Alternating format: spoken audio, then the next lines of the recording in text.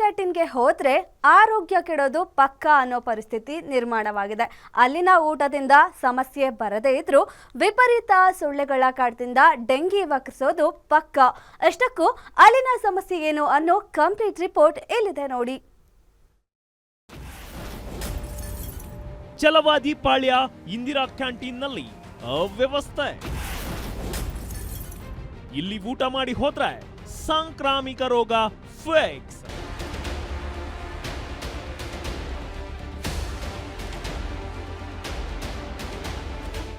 ಒಮ್ಮೆ ಈ ದೃಶ್ಯಗಳನ್ನ ನೋಡಿ.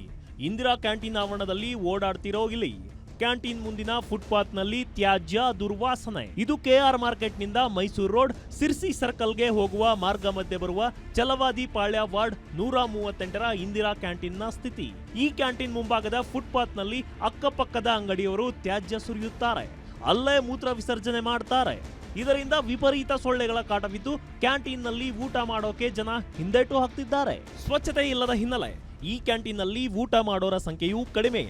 ಬಿಬಿಎಂಪಿ ಸಿಬ್ಬಂದಿ ಕೂಡ ಈ ಫುಟ್ಪಾತ್ ಅನ್ನು ಸ್ವಚ್ಛತೆ ಮಾಡೋ ಗೋಜಿಗೆ ಹೋಗಲ್ಲ. ದುರ್ವಾಸನೆ, ಸೊಳ್ಳೆಗಳ ಕಾಟ ನೋಡಿ ಊಟ ಮಾಡೋಕೆ ಬಂದವರು ಕೂಡ ವಾಪಸ್ ಹೋಗ್ತಾರೆ. ಇನ್ನು ಸೊಳ್ಳೆಗಳ ಕಾಟ ಎಷ್ಟರ ಮಟ್ಟಿಗೆ ಇದೆ ಅಂದ್ರೆ ಗ್ರಾಹಕರ ಪಾಲಿಗೆ ಸೊಳ್ಳೆಗಳೇ ಲಂಚ್ ಟಿಫನ್ ಮಾಡೋ ಸ್ಥಿತಿ ಎದುರಾಗಿದ್ದು ಡೆಂಗಿ ಅಂಟಿಕೊಳ್ಳೋ ಆತಂಕ ಗ್ರಾಹಕರಲ್ಲಿ ಶುರುವಾಗಿದೆ.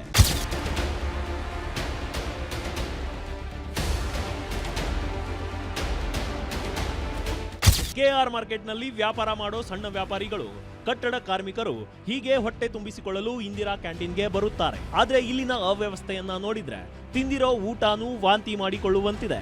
ಸಾಂಕ್ರಾಮಿಕ ರೋಗ ಬಂತು ಕಟ್ಟಿಟ್ಟ ಬುತ್ತಿ ಎನ್ನುವಂತಿದೆ. Charan Moodbidri, metro bureau, guarantee news, Bengaluru.